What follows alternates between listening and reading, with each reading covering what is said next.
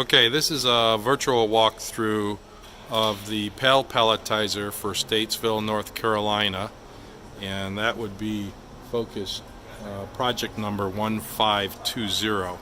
And what I'm doing now is just showing a shot of the layout drawing, and I'll point out a few things on the layout drawing before I pan over to the actual equipment. And we'll start with the load-in area for pallets. This is the conveyor that the lift truck operator will load in pallets on.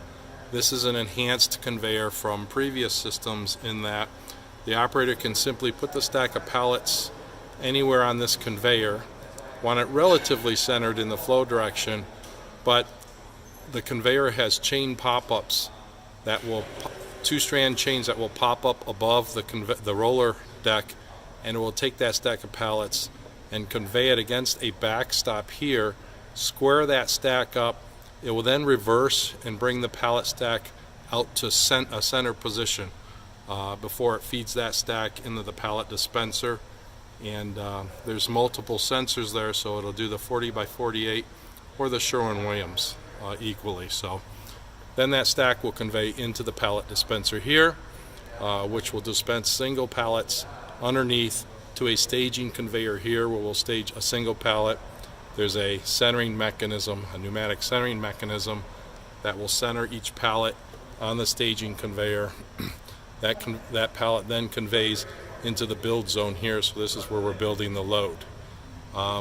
Feed conveyor coming in here.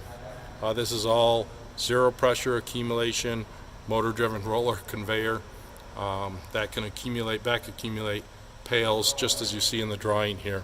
This is our pick zone, and we'll accumulate 4 pails here, and then the gripper will pick those 4 pails and build the appropriate pattern based on what the operators have chosen. After loads are built, they'll convey downstream to these 2 downstream conveyors and eventually into a Wolftex stretch wrapper. This is the robot here with the 2 control panels. This is the robot panel itself, and then this is the drive panel for all the conveyor systems. We do have a point cloud mounted to the backside frame of the pallet dispenser that scans to make sure the pails are in the proper position prior to picking, and then we have an overhead point cloud looking at the build position to just confirming that the pails were placed and in the right position to continue building. There's a remote operator station here, which is basically a 21 or 23 inch screen that allows the operator to interface with the system, set the system up. All the faults are there, the jog functions. I'll go through all of that as we go through the equipment. There's also a webcam here that looks down, it's up overhead, looking down at the pick zone and the build zone. So if there are any issues with the system, we can look back at the camera and find out what caused those issues. So now I'm going to pan around to the actual equipment and do a quick walkthrough so you can see the hardware.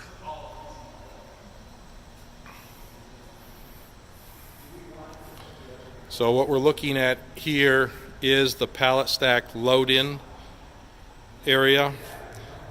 You can see the chain transfer embedded within the roller conveyor zone, the backstop on the far side. Operator will simply put a stack of pallets here. Chains will pop up just like I described. Take it against that backstop. Then the chains will reverse, and you can see the sensors are 3 sensors, 2 sensors for each pallet stack position, and then the other sensor is to indicate that we do have a stack present. So that's the sequence of that. The stack of pallets will then convey into the pallet dispenser and be dispensed one at a time. There is an emergency stop located on the fence section here near the load-in zone, so if there is an issue emergency-wise, they can hit that emergency stop and it will stop the system. That's actually a lighted button, just not powered up right now because we don't have it wired all the way back yet. All right, now as I walk around the system, I think I'll walk over to the feed conveyor before I go inside the cell. So I'm currently walking over to the other side of the system where the pails will feed into the cell. So this is the start of our conveyor. It is all zero pressure accumulation conveyor with motor driven rollers. Those are the controllers that convey each zone. One controller actually controls 2 zones each. And you can see the notch outs in the conveyor side guard there that house the photo eyes. Actually the reflector, the photo eyes on the other side. There is a wake up photo eye. Once that eye is broken, it powers the first zone, and then as the pails convey on, the next zone picks up, and they'll just convey all the way in, and then they'll back accumulate with zero pressure or gaps between them. I think the accumulation zones are 15 inches each. Pails will convey into the pick zone where we've got some adjustable side guides to position those pails, and on the far side of that conveyor, it's hard to see in the video, but there's a stop that positions that first pail. On the outside of this fencing here, I believe that is the auto purge sensor. There's another sensor just on the other side of that extruded aluminum that I believe is the open lid detection. I might have that backwards, but the auto purge is basically a color sensor at the end of a production batch. If the operator places a colored sticker in the center of that pail, that sensor will pick it up, know it's the end of the batch, and it will initiate an auto purge to the robot, so the operator won't have to come in out here and manually hit purge to clear that system out and be ready for the next batch. And then on the other side, like I said, is the laser that is detecting lids. If there's a lid that's missing that gets into the system, it'll fault the system out so we don't try to stack a pallet or a pail without lids. Okay, I'm going to walk around to the other side now where I can enter the robot cell. Again, the pallet dispenser.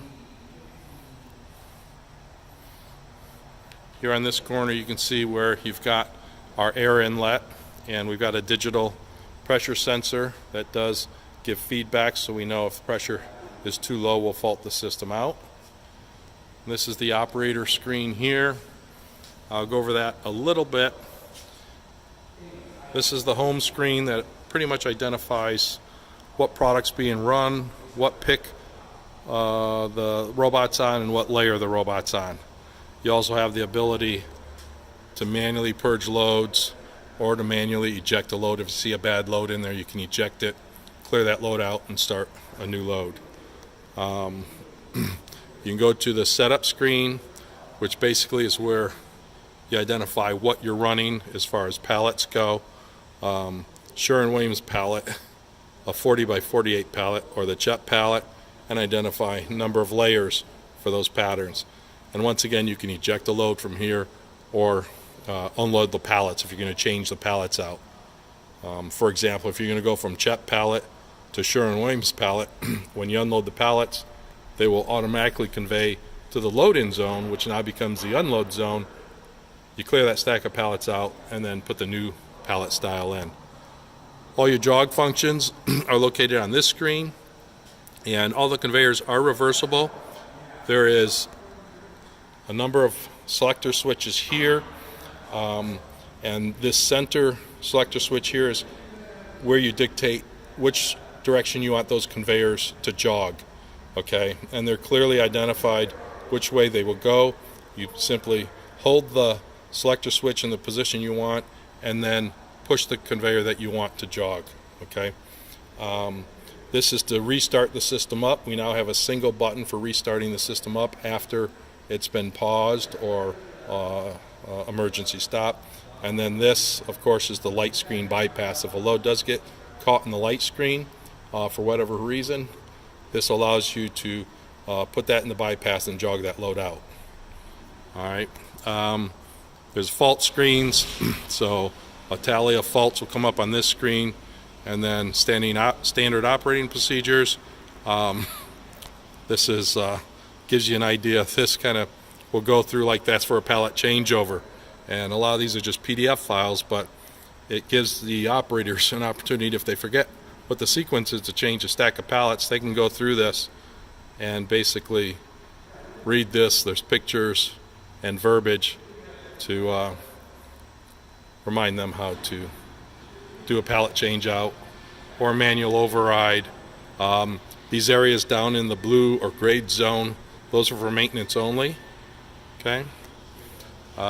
This is the main entry gate for the palletizing cell. There's a Fortress gate switch that has an emergency stop on it. It also has a lighted button here. If you wanted to enter the zone, you would hit this button. It will turn green, which tells the robot that you've requested to enter. Then when the cycle completes, it will flash green, which basically is permission to enter.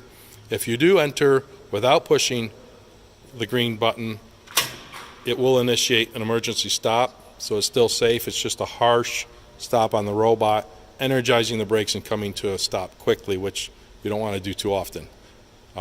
This is a lockout. You have the capability to lock this gate out so that when you go in there, no one can start this back up unless this lock is taken out. Okay, I'm going to enter the cell at this point.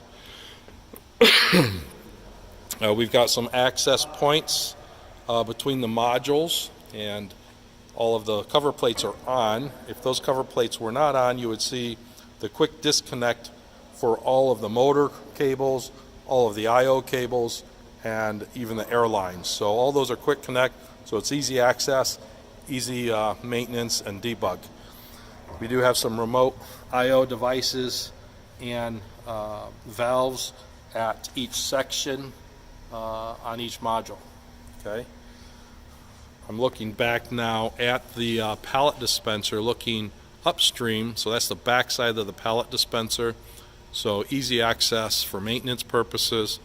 You can see the cylinders, you can see the lift laser, and what's new is this right there is the point cloud camera that's looking back, or actually downstream to the pick zone. And that's the unit that confirms that all 4 pails are in their proper position and they're not tilted or out of alignment, so they won't interfere with the gripper when it comes down to make that pick. Okay, very simple. That's the pallet squaring and centering device. So as a pallet indexes onto this conveyor, that's a pneumatic device, basically clamps the pallet from both sides and centers that pallet before it goes in to the build zone. Speaking of the build zone, that's what I'm looking at now. You see that orange blade stop, that's a pop-up stop that positions the pallet in the build zone. This conveyor has 2 photo eyes on it. You can see the blue, where's my finger? Photo eye here, that's a pallet positioning photo eye for building the build zone. And that's a muting photo eye that mutes the light curtain to allow the load to discharge when it's complete. And you can see the light curtain on the discharge side of the conveyor. I'm going to pan up. You can see that black post. That goes up overhead over the build zone, and we're now looking at the point cloud camera that looks down at the build zone to confirm that we have placed the pails, and then that they're in the correct position to continue palletizing. Again, just a continued effort to improve these systems to minimize any potential crashes or spilled paint. The gripper uses 4 posts on each pail, and there's fingers. There's air on this, so I probably can't rotate them. These fingers here will rotate out underneath the satellite ring, 4 per pail, and 4 pails at a time. They're modular, so you can see that each pail has its own module. So if you have to do maintenance on one unit, you can drop that module out. We do include a spare module fully assembled, and it's easy to drop that module out because all the air lines are quick connect and the electrical lines are quick connect. So each module has a termination box that's quick connect. Take this off, take the main air line coming into this pod that's quick connect, drop that whole pod, put the spare pod on, and you can take the pod that needs work on back to the maintenance shop and work on it. So we make that real convenient for you. You can kind of see the other sensor on the inside of the pail entry fencing. That's either the auto purge color sensor or the open lid detection. I'm not sure which. All right, I'm going to walk outside the cell. Hopefully this video isn't too jittery. Everyone always clears out of here when I'm doing these videos because I don't want to be seen on video. That would be where Trevor or Brian would be doing their science projects. This is the robot controller. Not much to talk about that.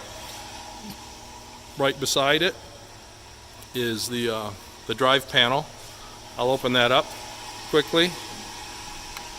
You can see all the VFD drives, transformer, disconnect, managed switch, terminals down below, safety devices. So, and that's your actual light curtain that's wired up. Just got it stored in the panel here. All of the motor cables underneath, it's going to be hard to see, but those yellow cables are all the motor cables.